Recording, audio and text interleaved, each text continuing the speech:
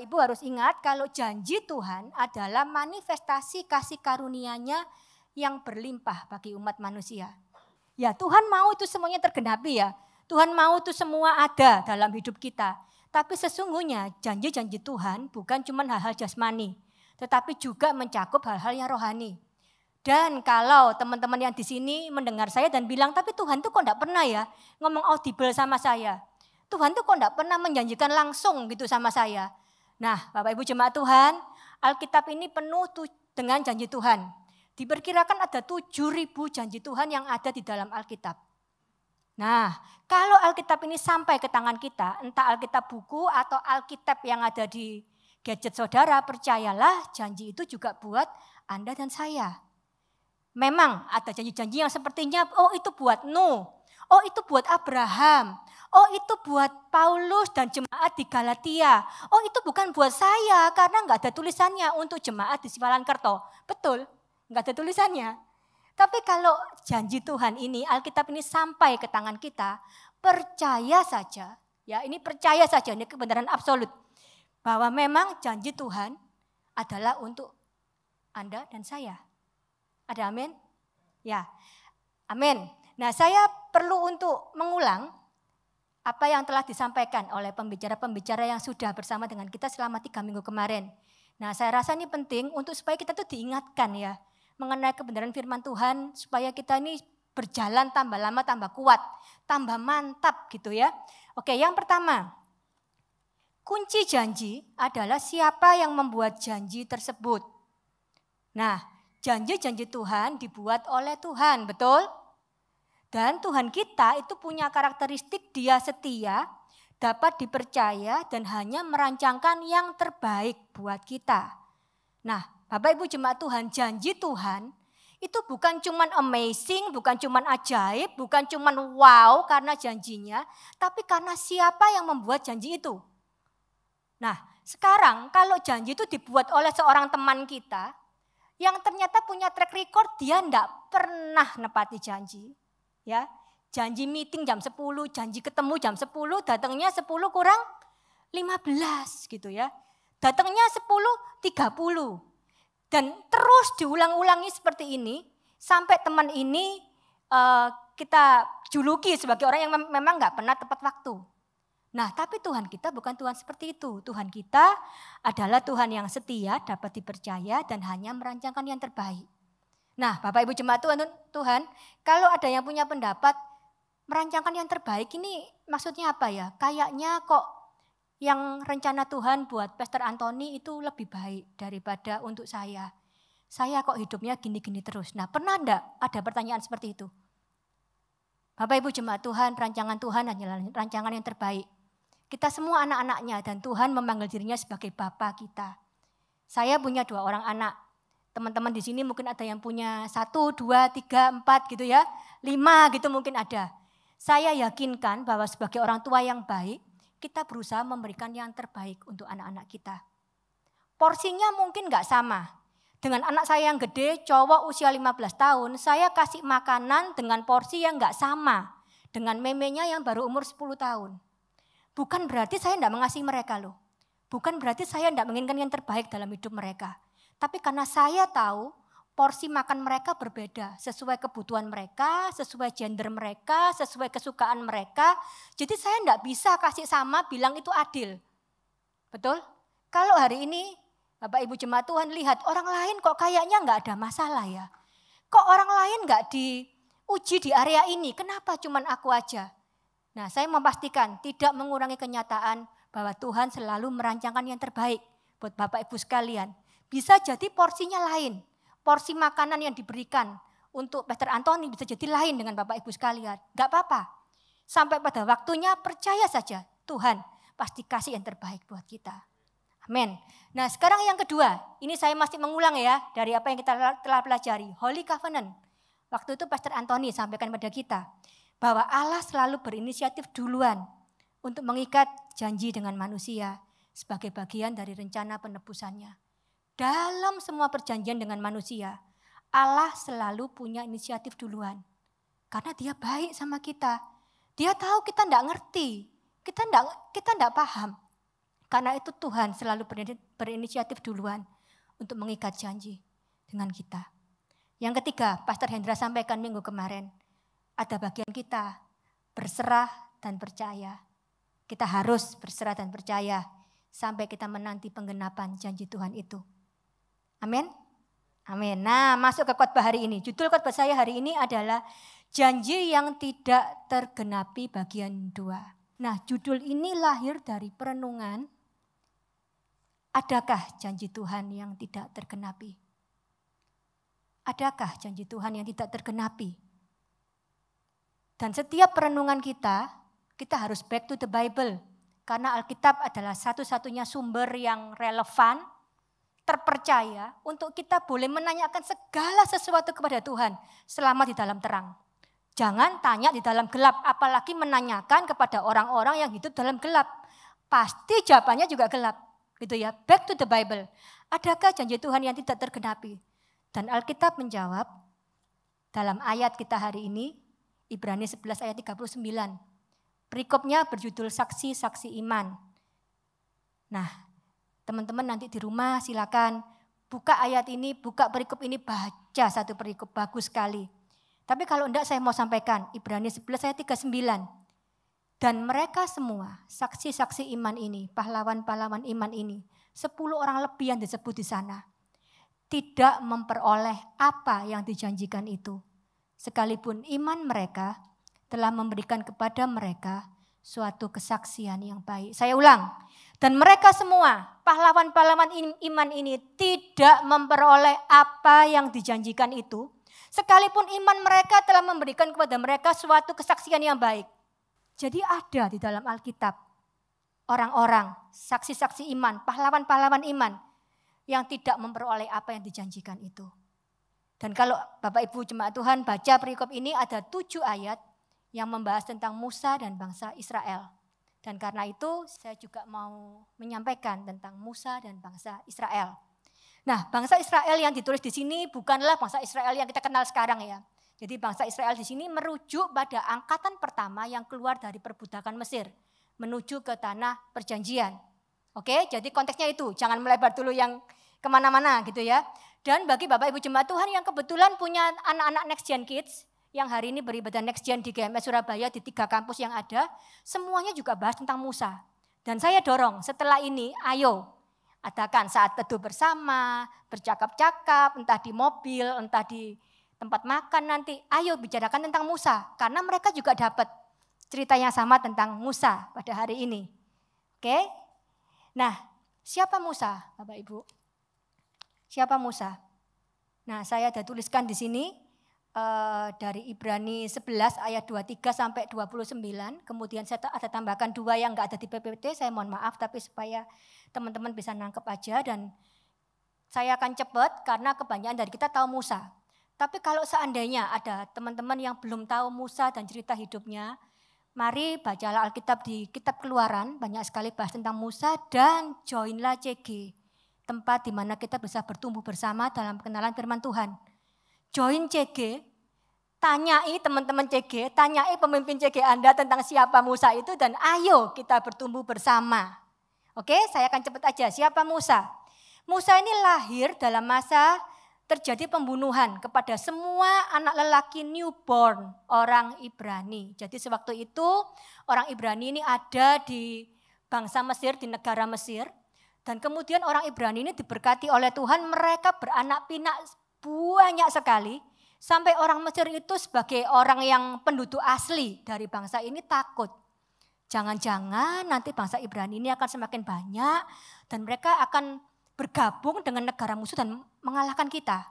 Karena itu dengan sangat kejamnya penguasa waktu itu, Raja Firaun waktu itu memerintahkan untuk semua anak newborn laki-laki dari bangsa Ibrani yang lahir di Mesir harus dibunuh. Karena mereka ingin menghentikan pertumbuhan yang ada. Musa lahir sewaktu itu dan orang tuanya melihat dia elok, lucu gitu ya, imut. Kemudian menyembunyikan Musa 3 bulan lamanya. Sampai bulan keempat sudah nggak bisa lagi disembunyikan. Kenapa? Karena sudah lebih gede babynya. Nangisnya sudah lebih keras. Sudah sulit ya buat dipuk-puk, diam gitu sudah sulit. Karena itu orang tua ini melayarkan baby Musa di tepi sungai Nil. Dan ketemulah dengan putri Firaun yang langsung juga jatuh cinta sama baby Musa ini karena lucu banget gitu ya. Akhirnya diangkatlah menjadi anak dari putri Firaun itu. Sehingga Musa disebut sebagai pangeran Mesir. Tapi setelah dewasa Musa ini menolak disebut sebagai anak putri Firaun. Dia lebih suka menderita dengan orang sebangsanya. Musa tidak silau dengan harta Mesir. Dia meninggalkan Mesir dan dia diperkirakan sampai ke Midian di saat usianya 40 tahun. Musa diutus oleh Tuhan back to Mesir melakukan banyak mujizat dan mengadakan Paskah pertama. Musa juga membawa bangsa Israel menyeberang Laut Merah seperti melintasi tanah kering. Nah, 2 ini tambahan, enggak ada di PPT. Yang pertama Musa ini adalah seorang yang sangat lembut hati, lebih daripada semua orang di muka bumi. Yang terakhir Tuhan berbicara kepada Musa dengan berhadapan muka seperti seorang berbicara kepada temannya. Ayatnya di mana? Di Keluaran 33 ayat 14. Oke, nah sekarang siapa nih bangsa Israel? Enggak ada juga di PPT, saya mohon maaf tapi mungkin bisa ditangkap aja. Bangsa Israel itu adalah bangsa yang dijanjikan Tuhan akan lahir dari keturunan Abraham. Jadi sewaktu itu Abraham itu adalah hamba Allah, dia sudah berusia lanjut, tidak punya anak, hartanya banyak. Terus dia bilang sama Tuhan, oh Tuhan aku ini susah ya, hartaku ini banyak tapi aku tidak punya anak. Jadi ketika nanti aku mati, hartaku ini tak kasih no bujangku. Tapi Tuhan membawa Abraham keluar dan dia berkata, coba lihat ke langit, hitunglah bintang-bintang jika engkau dapat menghitungnya. Demikianlah banyaknya nanti keturunanmu. Dan dari keturunan Abraham ini, keluarlah apa yang namanya bangsa Israel. Bangsa Israel juga bangsa pilihan dan kesayangan Tuhan. Ayatnya di mana Ulangan 7 ayat 7-8. Dan bangsa ini dipilih menjadi bangsa yang akan melahirkan Yesus Kristus, penebus dosa kita. Luar biasa ya. Musa luar biasa, bangsa Israel luar biasa. Tapi pada akhirnya kita tahu Musa dan bangsa Israel tidak melihat penggenapan janji Tuhan. Janji Tuhan apa sih? Bahwa mereka akan masuk ke dalam tanah perjanjian. Janji ini tidak tergenapi dalam kehidupan Musa dan bangsa Israel angkatan pertama. Kenapa? Kenapa orang seperti Musa yang luar biasa, temannya Allah, sahabat Allah, orang yang paling lembut hatinya, yang Tuhan suka, nabi Tuhan yang luar biasa, bangsa pilihan Allah sendiri, tidak bisa melihat penggenapan janji Tuhan. Nah, saya sampaikan 4 alasannya.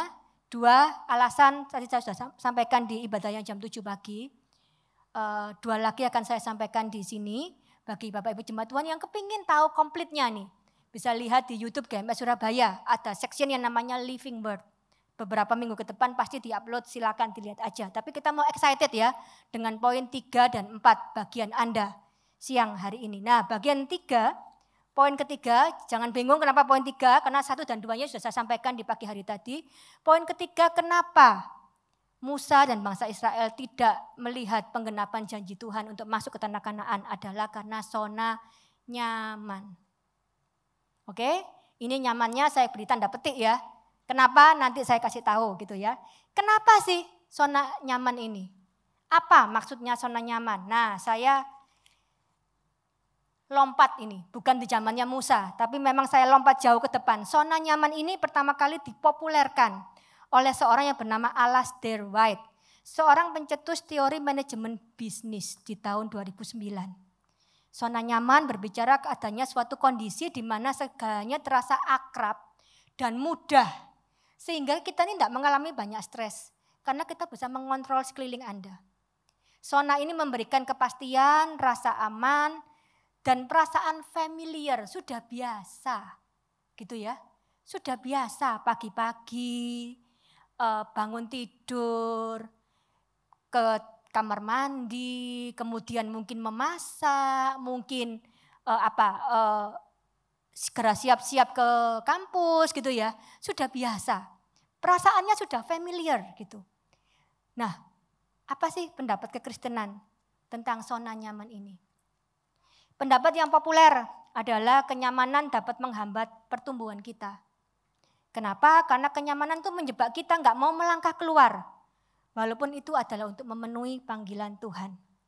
Nah, Bapak Ibu jemaat Tuhan, sebenarnya mengeluarkan manusia dari zona nyaman itu selalu menjadi inti kekristenan. Contohnya, Bapak Ibu jemaat Tuhan baru ini terima Tuhan sebagai Tuhan dan Juru Selamat.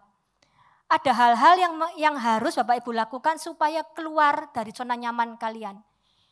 Contohnya, kalau dulu hari Minggu ke gereja atau enggak itu enggak jadi masalah ya. Ya kalau sempat ada yang ngajak, seneng-seneng baru ke gereja. Kalau enggak, ya enggak usah, enggak apa-apa. Tapi sekarang setelah saudara menerima Tuhan Yesus sebagai Tuhan dan Juru Selamat, enggak bisa enggak. Ada kebutuhan untuk kita ke gereja. Dengar firman Tuhan, memuji Tuhan. Dan itu kadang enggak enak buat kita, enggak nyaman. Biasanya kita bisa bangun agak siang, bisa janjian ke mall, bisa lihat TV. Sekarang harus siap-siap segera mandi gitu ya. Karena jarak dari rumah ke GMS ini jauh, misalnya kayak gitu. Atau teman-teman pelayanan, lebih enggak enak lagi. Kalau sebagai jemaat bisa datang ngepres gitu ya, ngepres jam 10, kalian datangnya 10 kurang 1 menit, tetap enggak telat gitu ya. Bahkan enggak ada yang ngecek, kalaupun kita telat, datang 10.15, enggak ada yang ngecek. Asyir juga pasti akan menyambut saudara dengan ramah. Tapi kalau pelayanan, lebih lagi zona nyamannya diusik. Persiapan harus datang 1 jam lebih awal, 1,5 jam lebih awal. Kenapa? Latihan, prepare lighting, prepare kabel, ngecek komputer, cek sound gitu ya. Zona nyaman kita diusik terus loh kalau kita ini dalam melayani Tuhan. Pulangnya gitu ya, pulang jemaat tinggal God bless you langsung pulang. Yang pelayanan evaluasi, ya kan? Meeting, apalagi ngembaliin tadi ya, ngembaliin kabel, ngembaliin setting-setting tadi. Enggak enak. Dalam kekristenan selalu kita itu diusik zona nyaman kita. Karena zona nyaman membuat kita tidak bisa bertumbuh. Melayani membuat kita bertumbuh. Karena semakin kita bertumbuh mengenal Tuhan, semakin kita ingin melayani Tuhan. Kita semakin enggak bisa, aku hidup buat diriku sendiri, aku enggak peduli orang lain. Aku enggak peduli gereja ini butuh asyir apa enggak, pokoknya aku mau gini ya gini. Somehow enggak bisa lagi. Ketika saudara mengenal Tuhan lebih lagi, saudara ikut CG, saudara akan selalu ke drive untuk aku mau melayani Tuhan, what can I do? Dan zona nyaman kita terusik. Ketika kita mengikut Tuhan, ada teman-teman yang harus kita hindari. Karena teman-teman ini kalau ngomong selalu gosip gitu ya.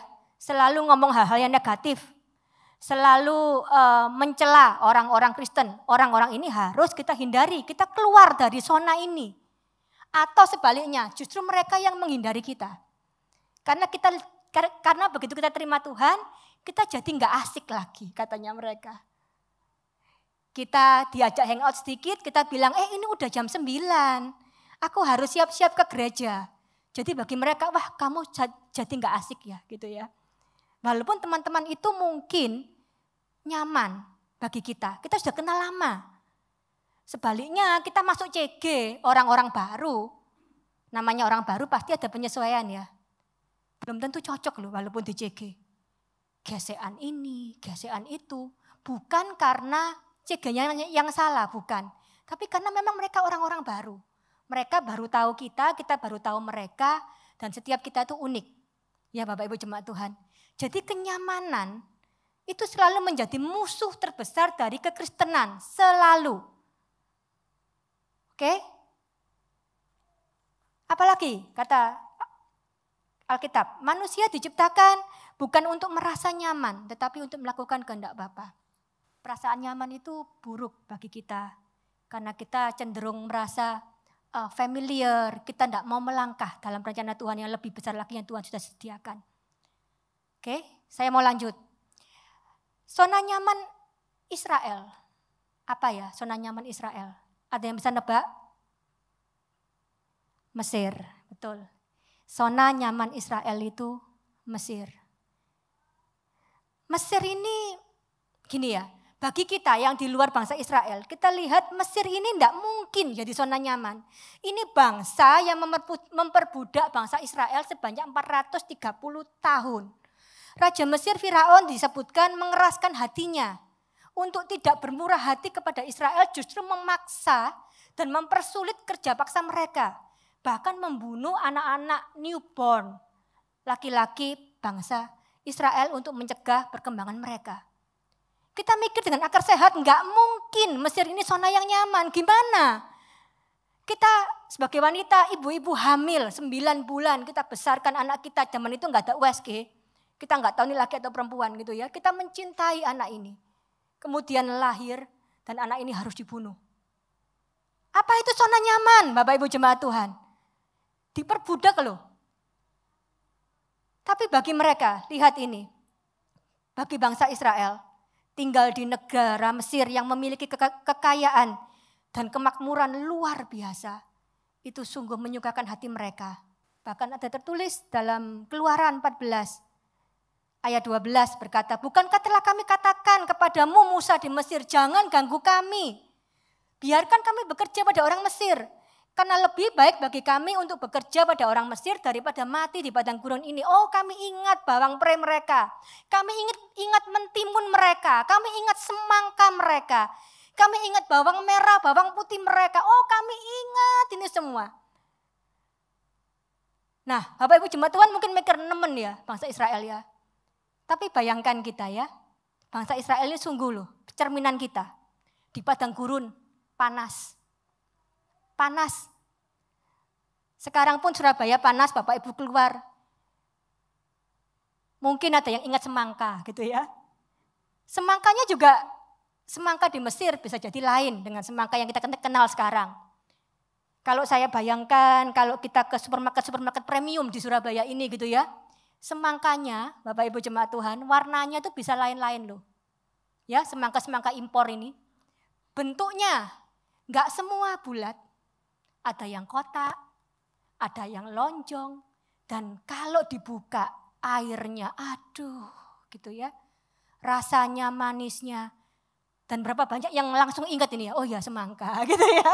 Oke, jadi bangsa Israel ini sama seperti kita. Dan ketika mereka keluar dari Mesir, Tuhan itu membuat bangsa Mesir itu bermurah hati kepada mereka sehingga mereka disangoni gitu ya, dikasih banyak emas, perak, dan kain. Karena itu Mesir adalah zona nyaman bagi bangsa Israel. Nangkep maksud saya ini Bapak Ibu jemaat Tuhan, Mesir zona nyaman dalam tanda kutip.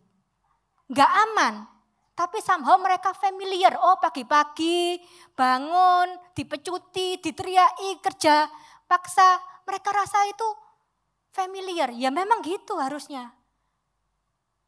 Walaupun bukan zona yang aman harusnya untuk mereka. Hanya Tuhan yang bisa menerangi kita, membuat kita mengerti ini. Nah, bagi Musa, apa zona nyamannya? Kalau nggak ada di PPT saya minta maaf juga gitu ya. Karena memang ini tambahan. Zona nyaman Musa, ada yang tahu? Zona nyaman Musa itu adalah Midian. Jadi Bapak Ibu jemaat Tuhan, saya ceritain aja for short gitu ya. Musa ini ketika dia lari dari Mesir, dia menuju kota Midian. Nah, saya search, saya juga kaget ya. Ternyata Midian ini ke Mesir itu jaraknya 10.750 kilometer. Nah, kalau Bapak Ibu jemaat Tuhan ini bingung, itu jaraknya seberapa ya? Itu kayak Jakarta ke Jerman. 10.750 kilometer. Kalau kita ke Jakarta mau ke Jerman, kita naik pesawat 16-17 jam. Di zaman Musa, tidak ada pesawat. Dia berhari-hari jalan atau naik domba, naik kuda mungkin. Tapi juga bukan perjalanan yang mudah. Dia memang sengaja lari sejauh mungkin dari Mesir. Karena dia takut kepada Raja Mesir yang ingin membunuh dia. Dia lari sejauh itu, Jakarta Jerman. Dia lari. Diperkirakan dia sampai di Midian usia 40 tahun. Dan dia menetap di Midian selama 40 tahun lagi. Jadi Musa ini menerima panggilan Tuhan di usia 80 tahun. Oke? Jadi kalau Bapak Ibu jemaat Tuhan yang umurnya 18, 20, 25, 30, 35, 45, 55, 60. Jangan merasa terlalu tua dulu gitu ya. 80 tahun menerima panggilan Tuhan.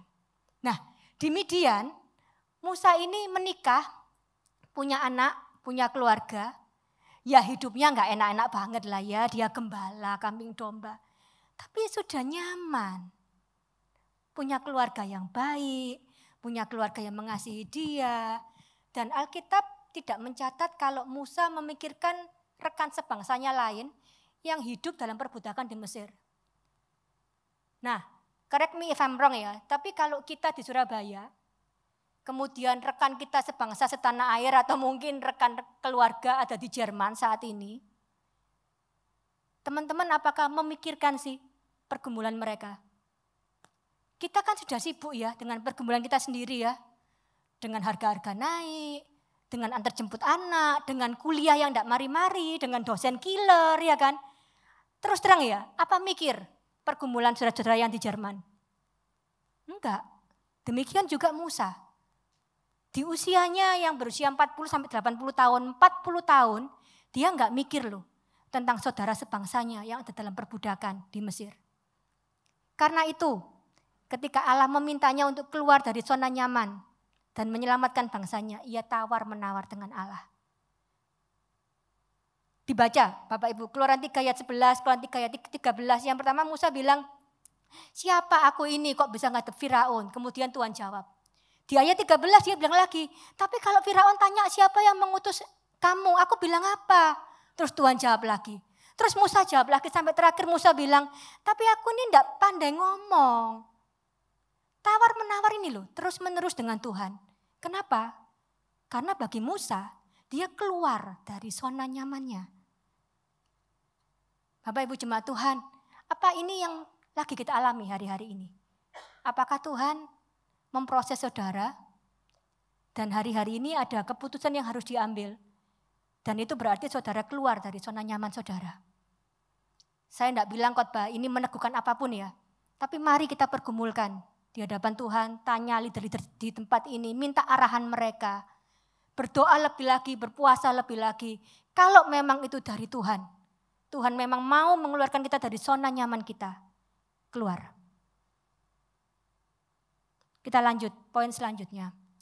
Poin 4. Kenapa janji Tuhan tidak tergenapi dalam diri Musa dan juga bangsa Israel? Yang poin ketiga tadi apa? Zona nyaman, betul, oke. Poin terakhir, tidak memperhatikan ketetapan perjanjian. Di dalam Alkitab, janji Tuhan itu terbagi menjadi 2. Yang pertama tidak bersyarat. Artinya memang hanya ada satu pihak saja dalam perjanjian ini, yaitu Tuhan saja. Janji ini aman, karena Tuhan yang membuat janji itu setia, dapat dipercaya dan hanya merancangkan yang terbaik. Aman, contohnya perjanjian Nuh. Ketika Tuhan bilang sama Nuh, air bah tidak akan lagi melanda umat manusia dan menghancurkan mereka. Sampai hari ini apapun yang kita perbuat, Tuhan setia dengan janjinya. Tapi kalau mau jujur, tidak banyak loh perjanjian seperti ini di dalam Alkitab. Lebih banyak perjanjian yang kedua, yaitu bersyarat. Apa artinya bersyarat? Ada kita sebagai pihak keduanya. Dan Tuhan memberikan ketentuan atau syarat atau kondisi tertentu yang kita harus penuhi untuk mendapatkan benefit itu. Nah, contohnya ayat terkenal Matius 6, 33-34. Carilah dahulu kerajaan Allah dan kebenarannya, maka semuanya akan ditambahkan kepadamu. Seringkali kita fokusnya cuman semuanya akan ditambahkan kepada saya. Dan memang betul. Tapi jangan lupa ada satu kalimat di depannya. Carilah dahulu kerajaan Allah dan kebenarannya. Kalau kita tidak melakukan bagian itu, carilah dahulu kerajaan Allah dan kebenarannya. Maka janji yang diberikan tadi semuanya akan diberikan. Kemungkinan besar tidak akan terjadi dalam hidup kita. Saudara paham sampai ini? Bagian ini harus kita penuhi. Cari dahulu kerajaan Allah dan kebenarannya. maka Tuhan akan melakukan bagiannya dengan menambahkan semua dalam hidup kita. Bagian kita mencari dahulu kerajaan Allah dan kebenarannya. Jangan dipotong. Jangan dipotong Bapak Ibu. Dan ada banyak ayat seperti ini dalam Alkitab. Ada banyak sekali ayat seperti ini dalam Alkitab. Jadi baca hati-hati. Baca hati-hati dengan teliti. Dan marilah kita taat dalam melakukan peraturan ketetapan itu. Kenapa? Karena ketaatan bagi Tuhan adalah menjalankan sepenuhnya sesuai dengan perintah Allah. Tanpa penambahan, tanpa pengurangan. Mungkin teman-teman bilang, kok bisa ditambahi ya? Iya memang bisa ditambah. Contohnya, bagaimana kita bisa diselamatkan? Dengan kita percaya Tuhan. Itu aja. Kita mengakui Tuhan Yesus sebagai juru selamat di mulut dan di hati. Selesai, kita diselamatkan. Jangan kita nambahi dengan bilang, oh untuk diselamatkan itu ya kamu harus percaya. Terus yang kedua, kamu harus berbuat baik. Oh yang ketiga, kamu harus sabar. Oh yang keempat, kamu harus. Sebenarnya apa ini? 3 tambahan ini kita yang nambahkan sendiri kan. Tuhan cuma bilang kalau kamu mau diselamatkan, percaya saja kepada aku. Akuilah Tuhan dalam segala lakumu. Maka ia akan meluruskan jalanmu. Akui aja, terima aja. Tuhan sebagai Tuhan dan Juru Selamat. Enggak ada yang lain. Maka kalau kita mau kedapatan sebagai orang yang taat, pastikan kita menjalankan sepenuhnya perintah Allah. Dengan hati-hati melihat perintah Tuhan. Tidak nambahi, tidak ngurangi. Bapak Ibu jemaat Tuhan, kesetiaan Tuhan tidak pernah tergoyahkan karena kelemahan kita. Kita dalam zona nyaman pun, kita tidak memperhatikan pun, Tuhan itu setia. Tuhan selalu merekarkan yang baik bagi kita. Saudara ingin tahu apa yang terjadi pada bangsa Israel dan pada Musa? Bangsa Israel akhirnya masuk ke tanah Israel. Di angkatan pertama itu cuma ada 2 memang, Yosua dan Kaleb. Tapi angkatan kedua, angkatan ketiga semua masuk ke dalam bangsa yang Tuhan sudah janjikan. Tanah yang Tuhan janjikan berlimpah susu dan madunya. Tuhan setia kepada bangsa ini. Dan bagaimana dengan Musa? Musa dihiburkan di hari-hari akhir hidupnya. Tuhan menunjukkan tanah perjanjian kepada Musa dari atas gunung Nebo. Musa meninggal berumur 120 tahun. Matanya belum kabur, kekuatannya belum hilang. Musa meninggal bukan karena dia sakit atau karena lemah tubuh, tapi karena Tuhan memanggilnya pulang. Tuhan menguburkan Musa di suatu lembah di tanah Moab. Saya ulangi, Tuhan sendiri yang menguburkan Musa di suatu lembah di tanah Moab. Tidak ada orang yang tahu kubur Musa sampai sekarang. Musa dihiburkan, Bapak Ibu jemaat Tuhan. Kesetiaan Tuhan tidak pernah tergoyahkan karena kelemahan kita. Sambil lagu ini dinyanyikan nanti, mari kita semua mulai mengingat janji-janji Tuhan yang Tuhan sudah berikan dalam hidup kita. Janji-janji itu mungkin kita sudah lupakan karena tekanan hidup, karena kesusahan, karena kita mungkin gak percaya, karena kita hidup dalam zona nyaman. Tapi hari ini saya berdoa supaya janji-janji itu yang dulunya mati akan menjadi hidup kembali, berkembang kembali. Dan terimalah janji tersebut, Bapak Ibu jemaat Tuhan. Terima kembali. Hari ini kalau Tuhan memperdengarkan suaranya kepadamu, janganlah keraskan hatimu. Terima kembali janji itu. Tangisi lagi, doakan lagi. Berharap kepada Tuhan yang setia. Jangan pernah ragukan kebaikan Tuhan, terus berharap sama Tuhan. Tetapi kalau Tuhan berkehendak janji ini tidak kita terima sampai kita menutup mata. Mari kita percaya bahwa Tuhan akan hiburkan kita dan memberikan janji yang lebih baik lagi.